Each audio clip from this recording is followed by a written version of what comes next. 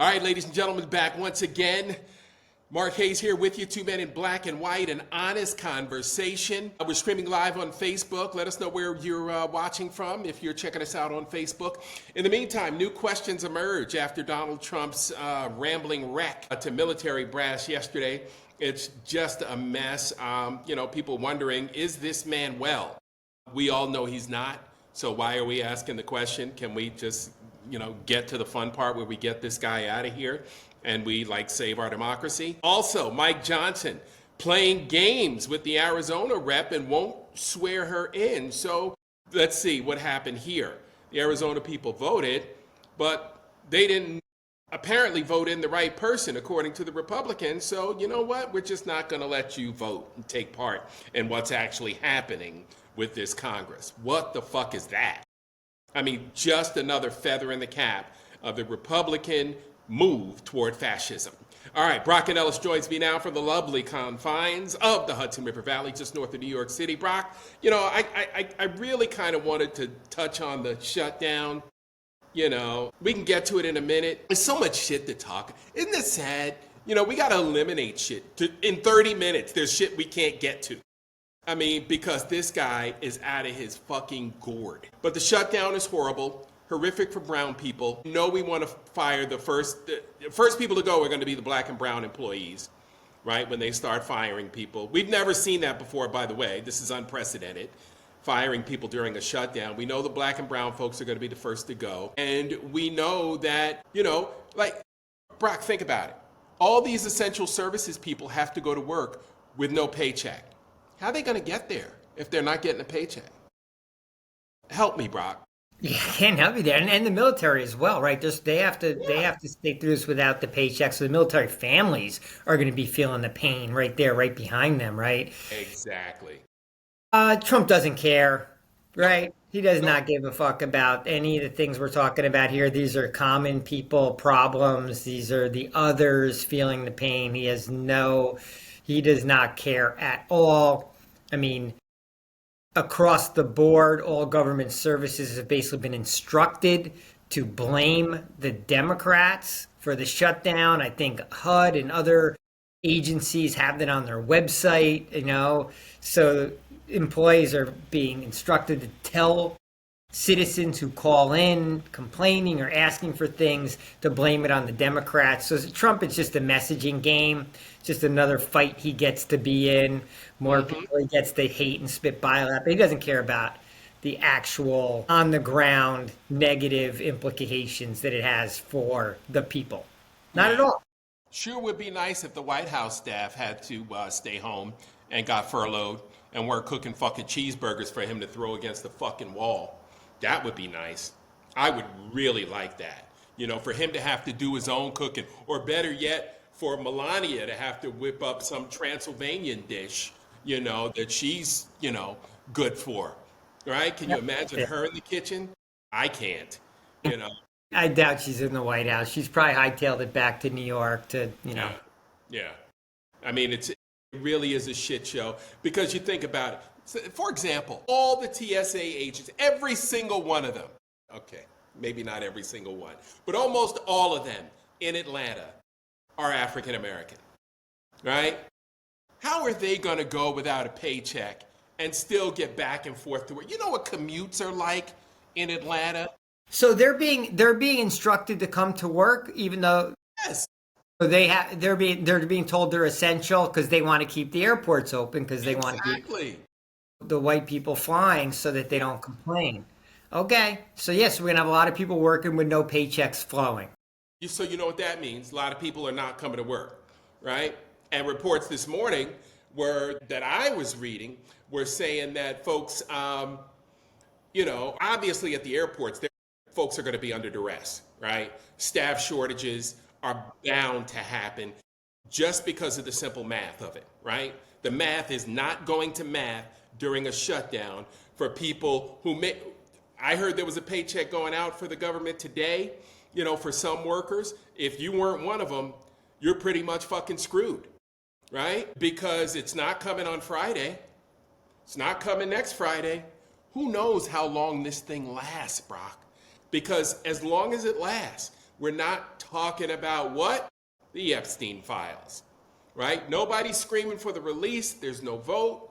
Nobody's being sworn in that's new in Congress, right? It lasts until one side feels like they're losing the messaging war, right? So it comes down to the messaging game.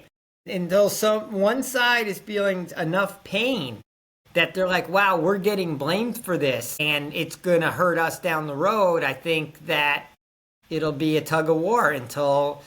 Now, the Democrats should win this easily. The party in power, historically, in fact, every time in my lifetime, has always gotten blamed for the shutdown, right? The party in power gets blamed for the shutdown.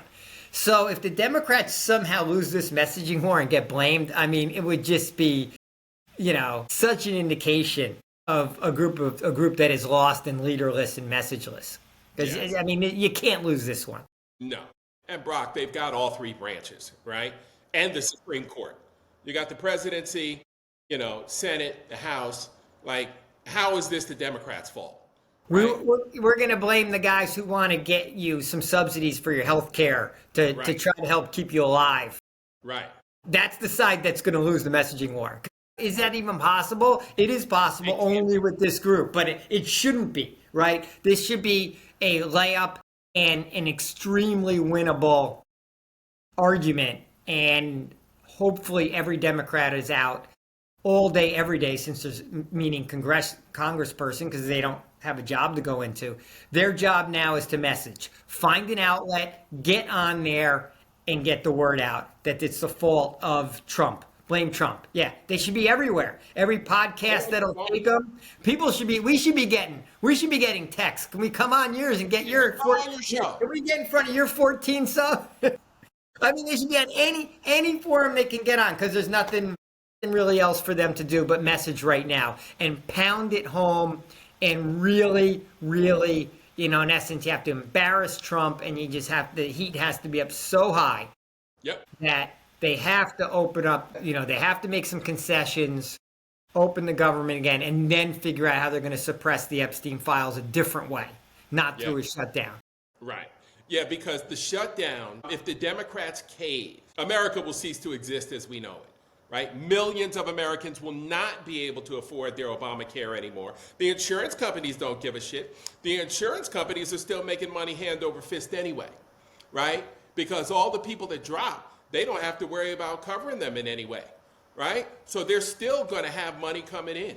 So they don't give a shit, right? Corporate America doesn't give a shit, right? Because corporate America makes you pay for your health care. Yeah, they're going to get more. Yeah.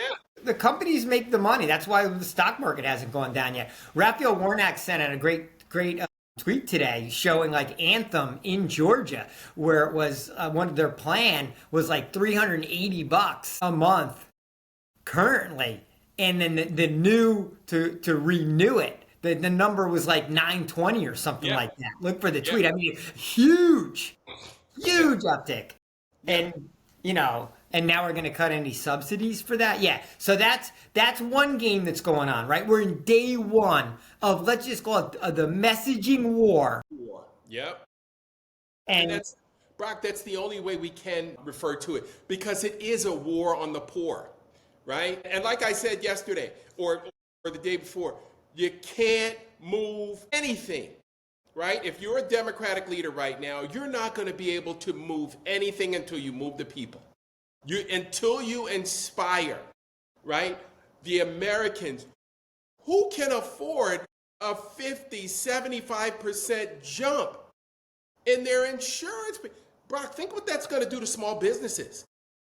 Right? Think what that's going to do to people like you and I, who are independent contractors and, consultants, and if we didn't have wives that had, good insurance plans that we could be on. Well, imagine what that's going to do to the primary breadwinner who now has to triple his insurance premiums. What do? Not pay your car note? Any kind of gig worker, independent worker. Right now is the whole point of the ACA is you didn't have to have it through your job, because more and more jobs didn't want to offer. I've always argued that your health care in no way, shape, or form should be tied to your job, because when you lose your job, it's a double whammy. You lose your income and you lose your health care. Like, why do we have a system where those two things are intertwined? Labor labor shouldn't be fighting with their employers for the health care, right? They should be fighting for wages and safety. Why is health care a portion of what they have to fight for is a part of the job? I mean, maybe this is going to wake us up to universal health care, but that's down the road. But for now, the conundrum that the Democrats get in, if they want to be wimps, the conundrum for being a wimp is that once they educate the public that they're fighting for their health care, well, how do you walk away from that? Right. Now, because then you're just going to throw them under the bus. They're going to say, we were fighting for your health care, but now we're not anymore. Well, if you're not fighting for people's health care, what are you fighting for? Well, you know, what matters, right? If their lives, if their actual lifespan and the quality of life doesn't matter, what could you possibly be fighting for, right? I don't even want to hear about, you know, green energy subsidies and stuff like that. There's nothing more important than healthcare. It's number one. Yeah. And think about the Arizona representative and how that plays into this, right? That's a crucial vote that's needed to make this thing go the right way.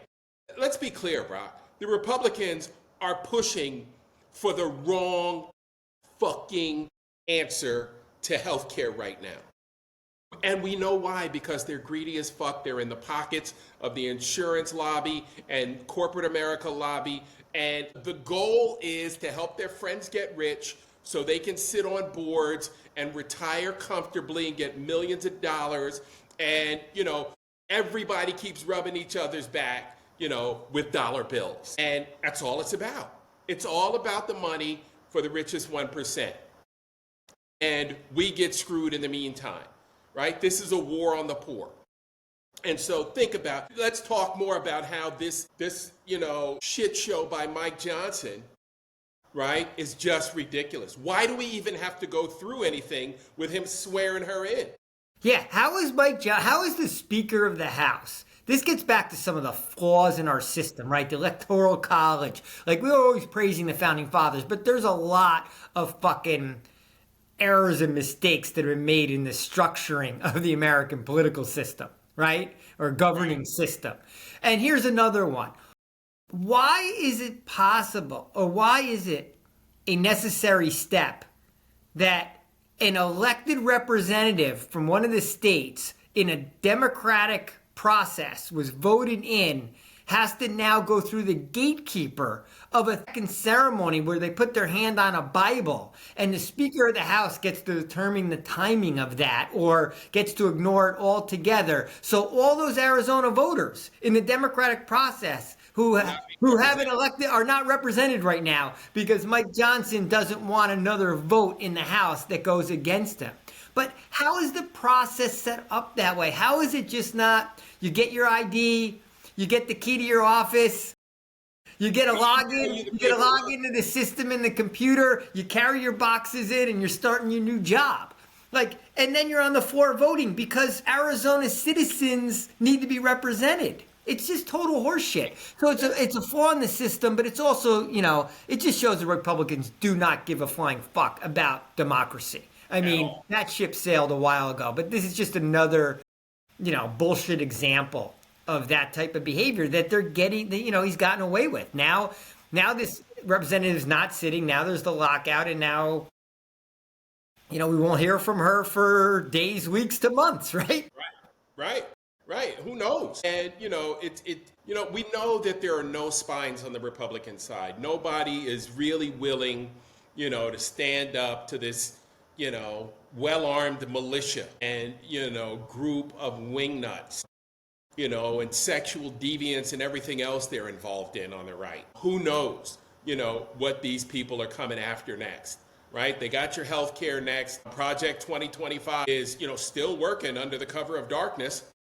You know, we don't know what's going to be missing when this shutdown, you know, if the government ever reopens, right? What a fucking nightmare this is. We kind of know what's coming next.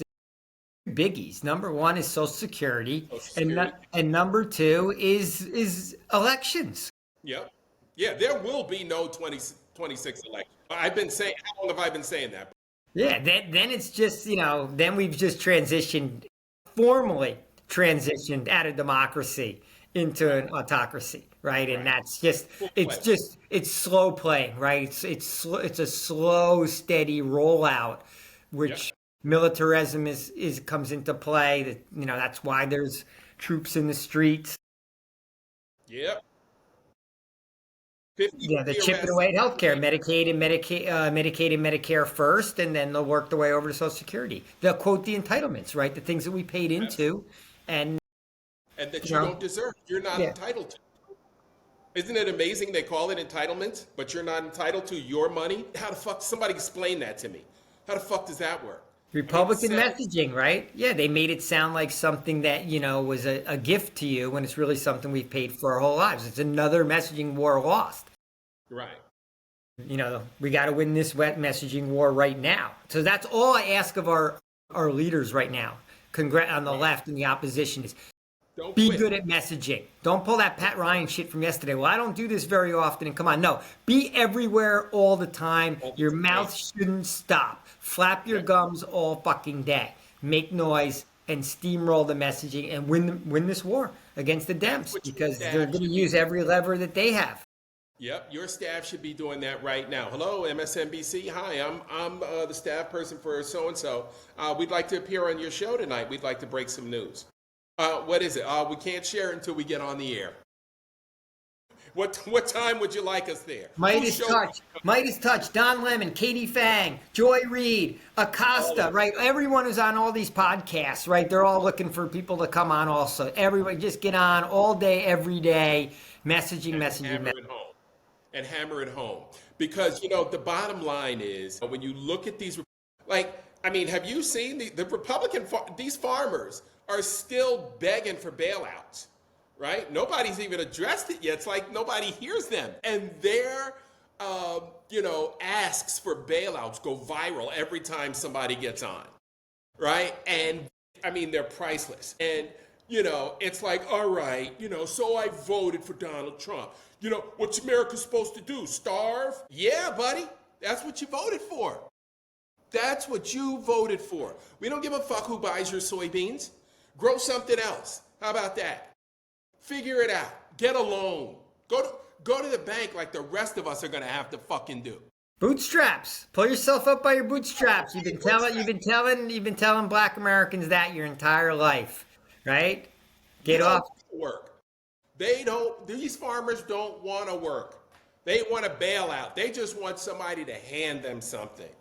Get out there and work. Plant a different crop. What's so hard about that? How hard could it be? Right? You till the ground, you throw some seeds down. I'm sure they got seeds down here at the local, supply store. Get you some seeds and get out there and start planting some shit. My favorite are the ones in Iowa because they got it, they're crying to Chuck Grassley, who's like, 95 years old now, has no fucking idea what's going on anywhere, right? But he's throwing them all under the bus, right? Just to roll along with Trump for some fucking reason at age 91 or something. And he's just buried the entire farming industry in Iowa. But he probably doesn't even know or remember that's what he did, right? But he's their representative and they've been voting him for the last 40 years. Right. It's insane. It's insane, dude. And tell me something, Brock. How has our stock market maintained such a strong run? Because of what you had said earlier, because the corporations like the insurance companies, it's going to work in their favor. They're raising their premiums all over the place, right? At the grocery store, inflation kicked in, they raised their prices. Just at the hint of inflation, everyone raised prices. So their businesses have done pretty well. And we're throwing a lot of money at AI, so we think AI is going to take over the world and change everything. And for the people that maybe missed the internet 30 years ago or so, everyone's investing in these 10, 12 AI companies, and that's boosting the whole market up as well. So they just haven't necessarily felt the pain. Now, with ADP, which tracks payrolls separate from the government, revised their numbers down. They revised August to negative from a positive like 35,000, and they just came out with the September number, which was also a negative. This is private payrolls. So basically, unemployment is flat out increasing. That's what ADP is kind of factually telling us. So It's going to put puts the Fed in a tricky bind because tariffs are going up. But the markets, they're not going to like the shutdown for too long. But in a weird, perverse way, Wall Street likes when government's out of the way and shut down because that means no regulations. And it's better for business. It's like it's better for crime when there's no policemen around.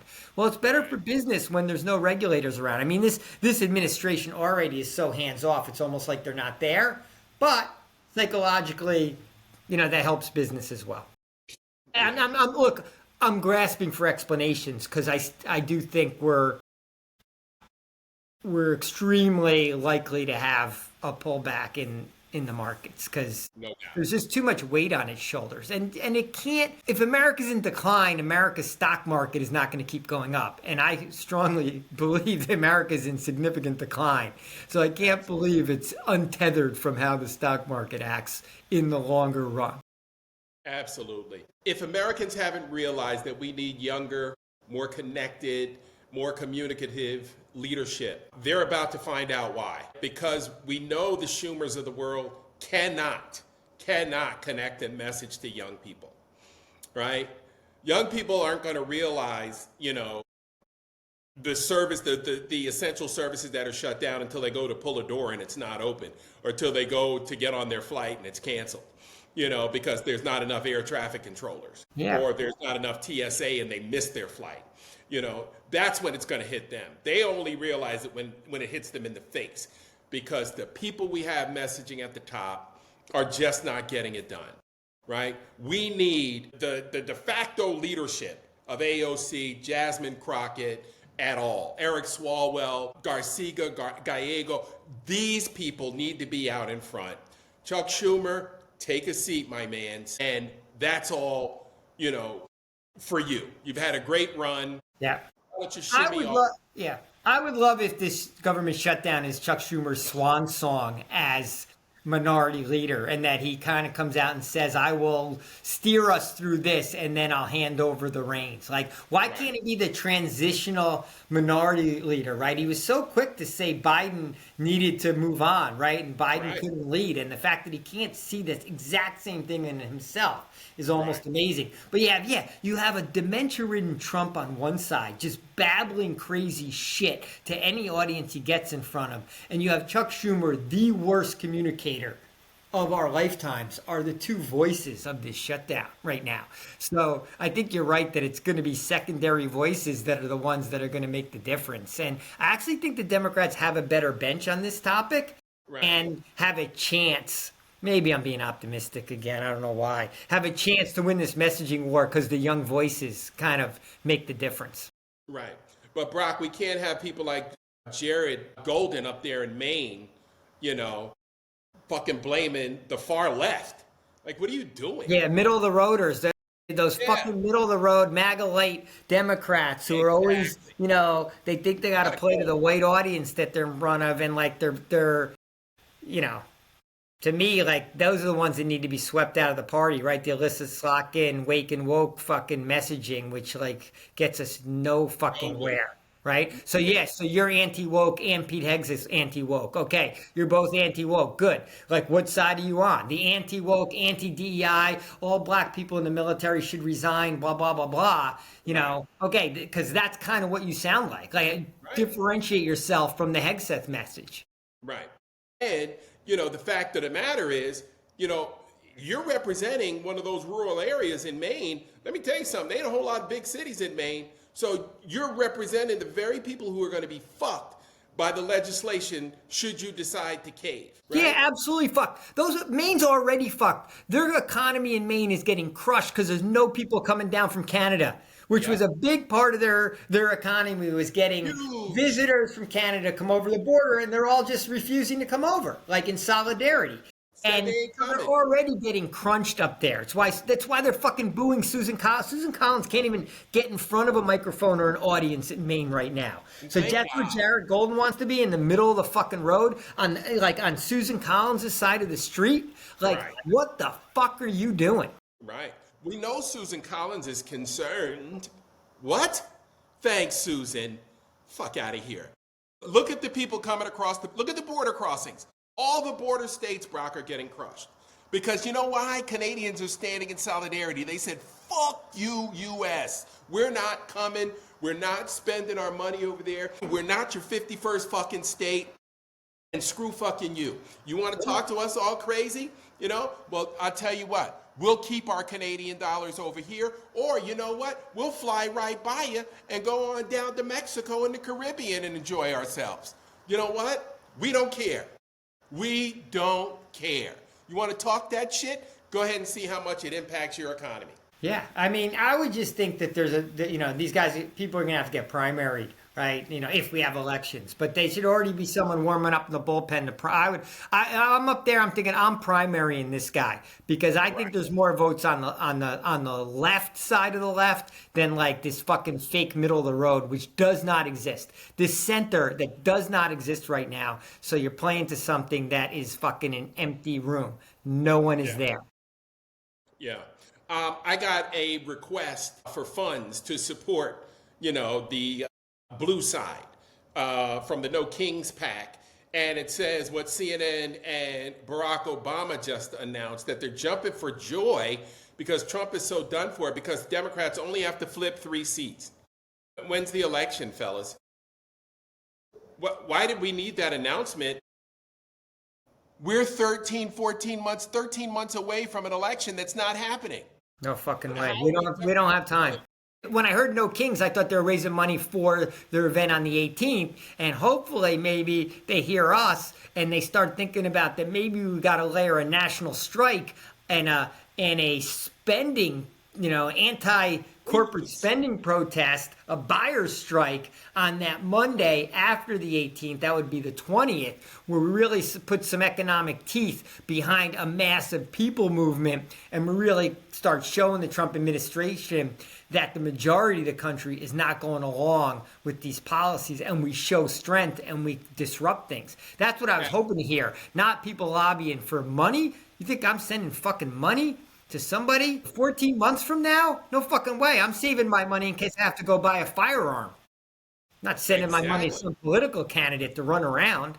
I got, especially up here, I got Pat Ryan saying he doesn't like to do videos because communicating is a little much for him. Right. It makes no sense. And, Brock, they're raising money for college kids to get to their events. How do they know college kids want to even come? Have you even talked to them? Have you stopped by a campus lately? Do you have campus organizers? What are we doing? I mean, we've got to get the messaging to the young people and it can't come from the dads. Like, I can't say, hey, they're raising money for you to get to this rally. You think you're going to be able to make it? Nah, I don't think so, Dad. I'm going out drinking. The university's playing. Yeah, well, how about delivering a message to those younger people that inspires them, right? How about telling them, that Republicans have fucked them because of the college loan issue? How about the fact that they're not going to have a democracy? Hey, you guys enjoyed voting when you turned 18, huh? Well, guess what? It might be the last time you ever get to vote. Right. Free speech? Oh, you kind of like spouting your shit off on social media anytime you want. Oop, I wonder what it's going to be like when TikTok is owned by a right-wing guy and X is owned by a right-wing guy and Facebook's owned by a right-wing guy. They might shut all that shit down. Yep. Oh, but any of this matter to you? Right. But we got to hit them with the message, like, what kind of country do you young people want to live in? But no one talks about that shit because Chuck Schumer's talking about, who knows what, Dragnet and fucking 1940s TV shows that he used to watch. Yeah. Yeah, that's a frustrating part. I mean, look, I want those No Kings rallies to be huge successes, right? So I don't want to be talking shit on their effort. What they're doing is incredible, and this one needs to be monstrous. And I wish part of the messaging of all of our leaders on the left was to get and inspire the citizenry to get out on the streets on the 18th as a starting point with the buyer's strike, and what I'd like to see a national strike on the 20th. That's something Bernie could jump on top of because he's so much about the workers. Right. And the other thing too, Brock, is we're seeing military troops in Memphis, 53 arrests in 48 hours. Absolutely ridiculous. And now, what is it? The governor of New Orleans calling for more military troops or governor of Louisiana calling for troops in New Orleans. Like, I mean, And Baton Rouge, I hope it doesn't disrupt LSU football. The whole state might have a fucking might be an insurgency within the state if they fuck with LSU football. exactly. Okay, what the 53? What were the 53 arrests? What did people get arrested for? I'm sure it had nothing to do with the savage crime that these people are talking about is going on. I mean, I don't know much about the Memphis police, but last time I checked on the Memphis police, like 15 of them were like basically killed a guy on the sidewalk by kicking him in the head 180 times, right? And got away with it. And got away with it. Yeah, they got off because they were defending themselves. Yeah. Yeah. To a guy who was what, 140 pounds? Unconscious. And unconscious. But yeah. And handcuffed. Yeah. Yeah. That's the last I've seen. So it didn't seem to me the Memphis police needed any help, but okay, we're a military state right now. Yeah. I mean, But if there was anything good that came out on the military side, at least all the chatter coming out of the Hegseth Trump debacle is that the generals were appalled, they were pissed, and they're making fun of Trump and Hegseth, calling them fat man and little boy, and just saying that could have been either an email or at most a video call, and that it was absurd that they were all flown around the world to sit in that room, and they consider Hegseth manic, and he's like a little boy playing leader, and they kind of laughed at him, which maybe gives some confidence that if push comes to shove, relative to martial law, our military leaders will not be on board. I think it's going to come to that one of these days, and we can only hope that our military doesn't start, Kent stating with AK-47s their own citizens. Unbelievable. And so it's a little bit of a hopeful sign that coming out of that shit show, the generals were pissed. Yeah.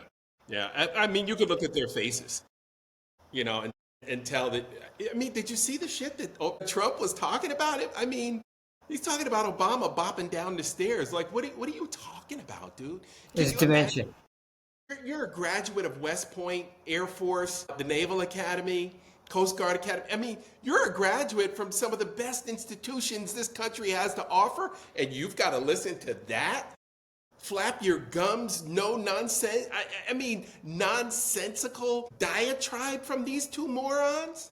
Yeah, and they're out in the world actually defending American interests, right? They're not sitting in the White House and, eating cheeseburgers, watching Fox News, right? Like, they're out there in the world interacting with allies and adversaries, right? Literally,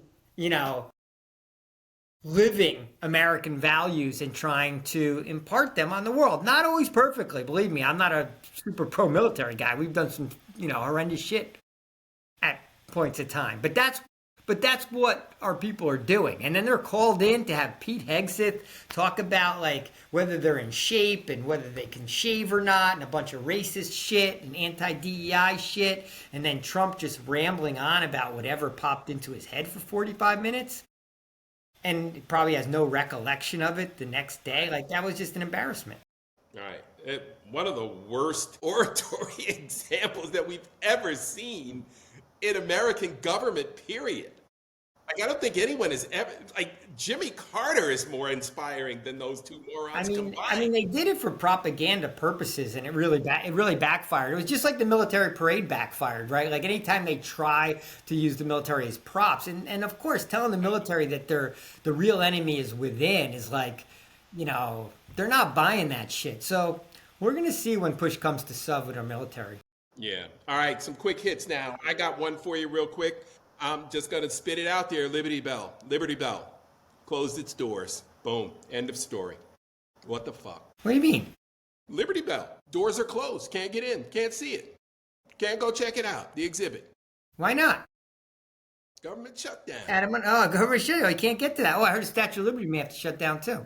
Yeah. National parks are open, but for some reason, Liberty Bell said nope. Nope. Shut down. What do you got for me? Here's my quick hit. Okay. I hope that I can vote for this woman for president in 25 years. I hope I'm around long enough to vote for Nafisa Collier as president.